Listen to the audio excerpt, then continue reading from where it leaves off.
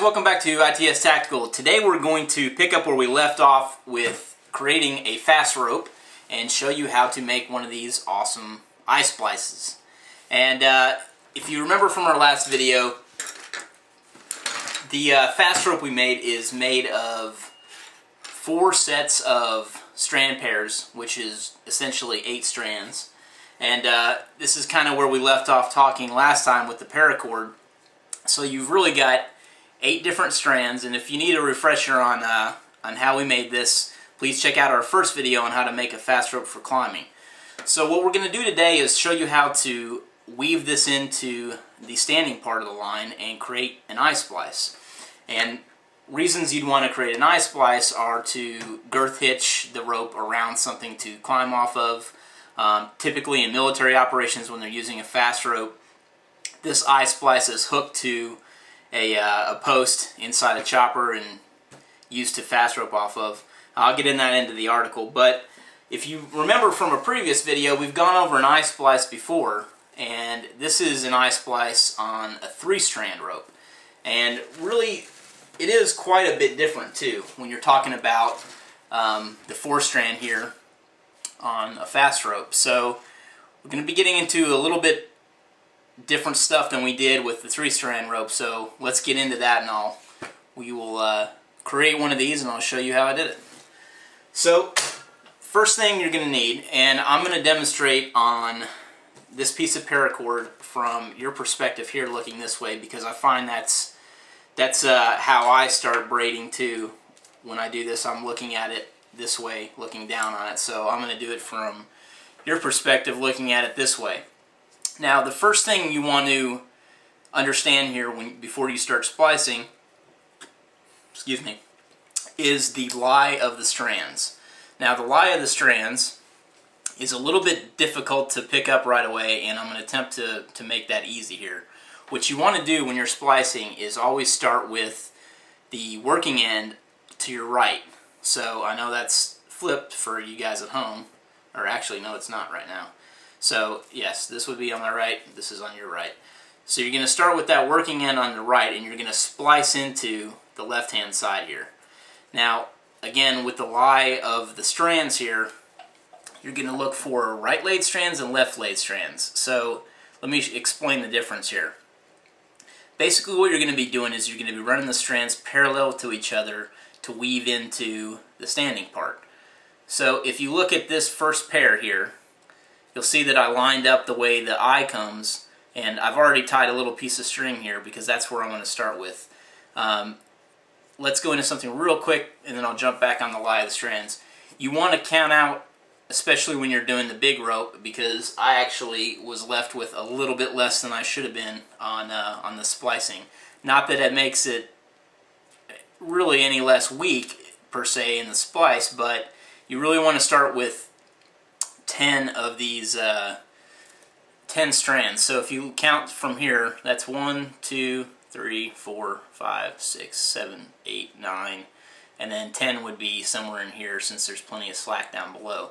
But that's how many you want to start with when you weave into the working end. So now that we got that out of the way, so here's your first strand set right here.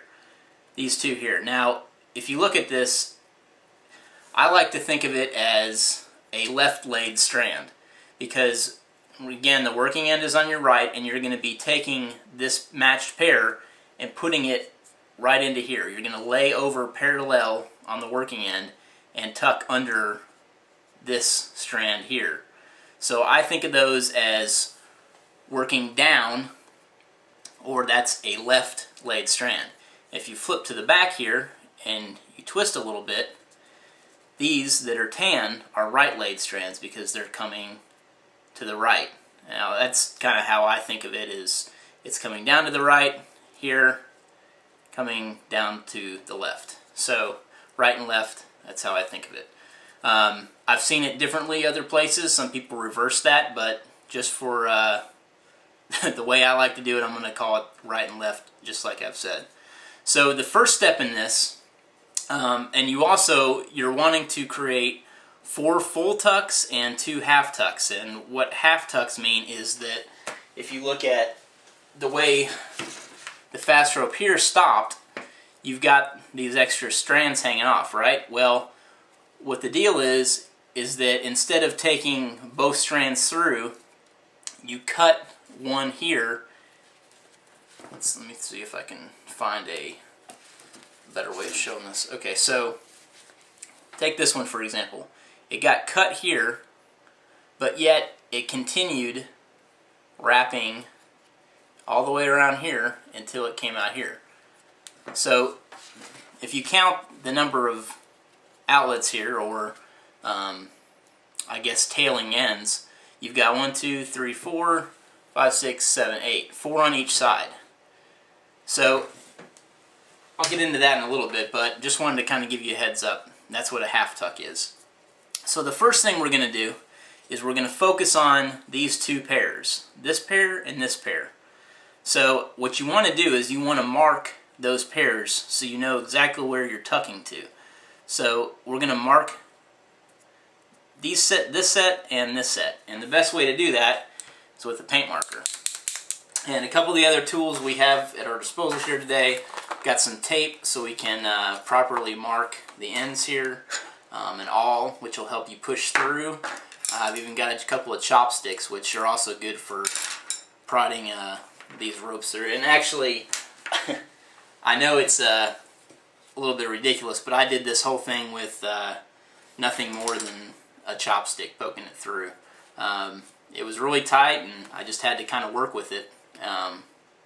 What I like about the chopstick that I have here is it's a blunt end, which really helps. It doesn't actually jab through like an awl would, or even this chopstick is pretty pointed. But an awl, since it's got a sharp tip, will actually pierce the outer wrapping of your rope. So you got to be careful with that. So let's get right into this. Again, I'm going to show you from this perspective, and I'm going to adjust the camera a little bit, and I'll be right back with you. Okay, so as you can see, we've got colored tape now on all 4 ends. So what we're going to do is, the first thing is we're going to mark the places we're going to actually weave into. So I'm going to mark these 4 strands, and mark these 4 strands. So that's what we're going to be working with. And then on the reverse side, mark these 2, and these 2, and there we go. So those markings just help us know where we're weaving, and it'll help us stay on track a little bit. So what we're going to now do is unravel the working end. Continue this here.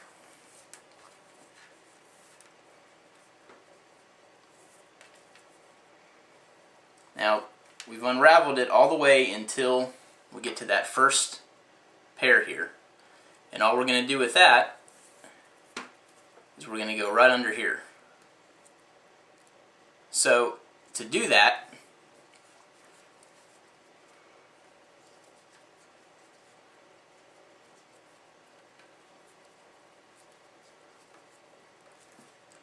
I'm going to take a chopstick here. We're going to open this up. And I'm going to thread that right under there. Now what you want to be careful of is the lie of the rope again.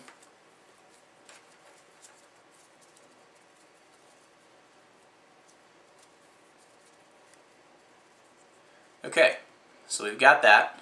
There's our first one, just like so. And you can see that coming right through here. Now we're going to do the same with this one.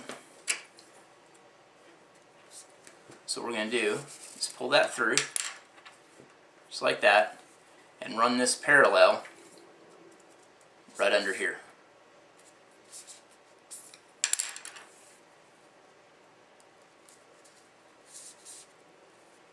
Again, try to be cognizant of the direction of the lie. Okay, we've got those pairs down. Now we're going to come to the back side here.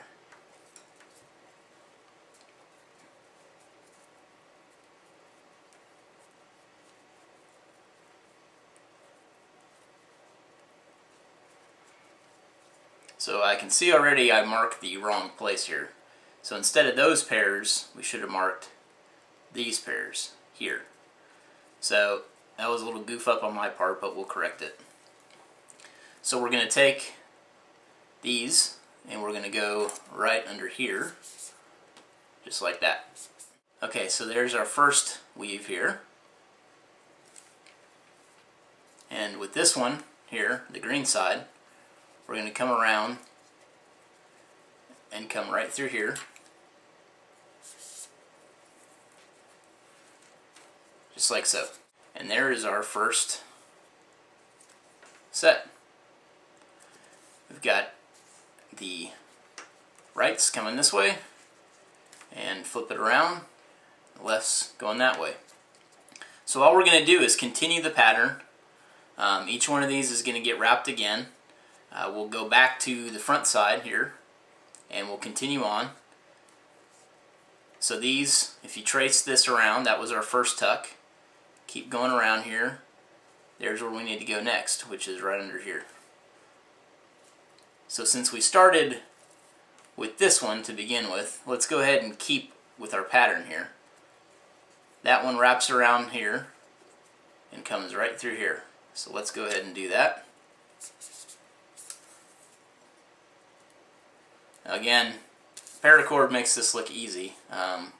When you're actually using the rope, it's not going to be as easy as this, per se. I know it took me quite a while to get these the splicing done here, especially when you're coming under like this and you've got, so that's 4 strands right there that you're trying to come through on this one. Same with that last tuck, and that can be a little bit of a pain. So you just have to stick with it and try not to damage the sheath on your rope when you're poking through here.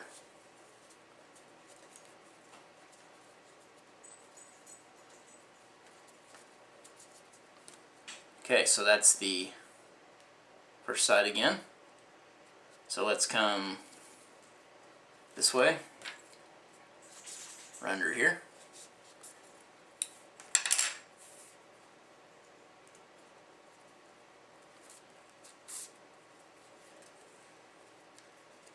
Just twisting this around so it lines up straight with the lie of the rope. Just like so.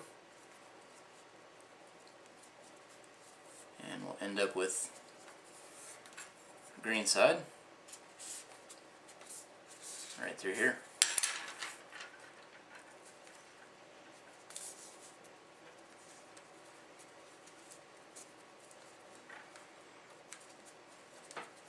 Okay, so now that's 2 full tucks on everything. What you want is 4 full tucks though. And let me finish this out. We'll get to the point where we're doing the half tucks, and we'll be right back. Okay, so now we have 2 strands coming off the right and 2 strands coming off the left. So what we're going to do is we're going to cut one side of this. So one strand will get cut on each of these pairs, and it will just be kind of terminated and become a tail end, I guess, per se. And the other side will go ahead and get tucked back through. So what I'm going to do is pause for a minute. I'm going to get out the trusty burner here, and we're going to cut some of these paracord, and we'll be right back. Okay, real quick, let me show you on the big fast rope here. What I did is, as these come through, I cut the bottom strand. So if you can see on here,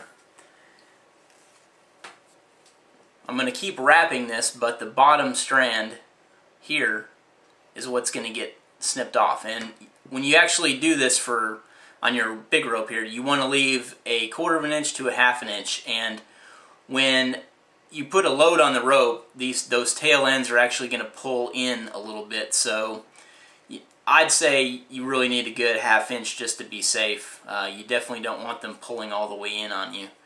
So let's cut these bottom lines here.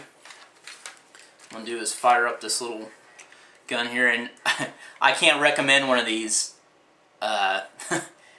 highly enough when you're working with big rope like that assault line. Just makes things so much easier. You'll really save yourself a lot of time and agony in cutting rope and then burning it. You can see how easily that just melted through the paracord here. It's also a great thing to cut paracord as well if you work with a lot of paracord.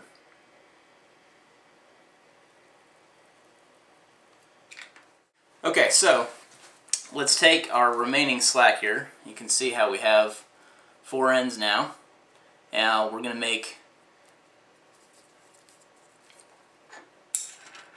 take our chopstick here and make some half tucks. So half tuck is really just one strand of rope. Doesn't really have much to do with half of anything.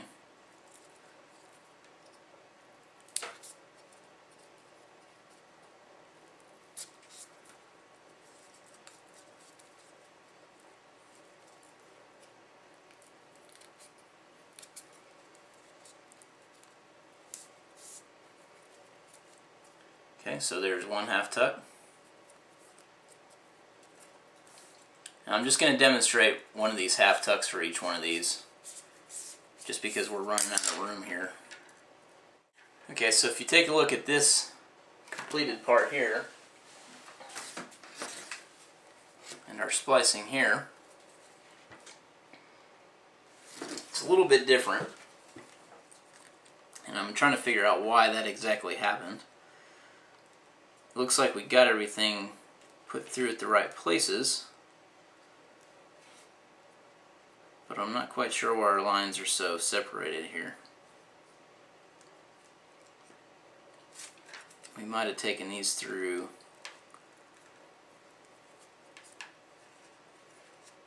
more than we needed to.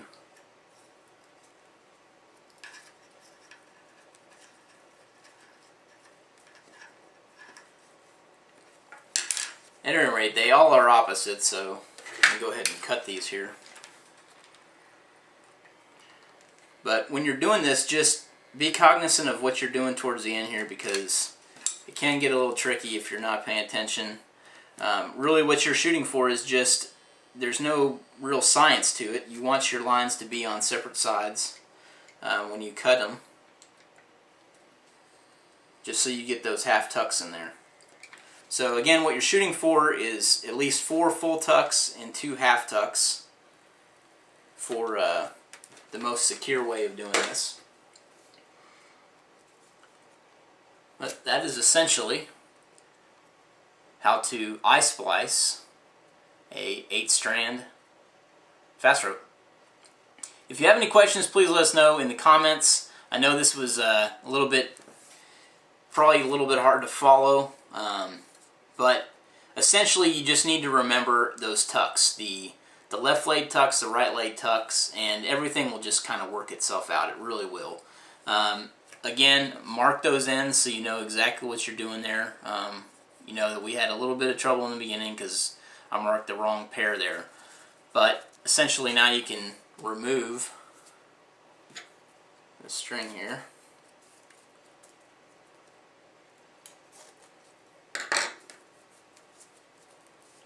And there is your splice.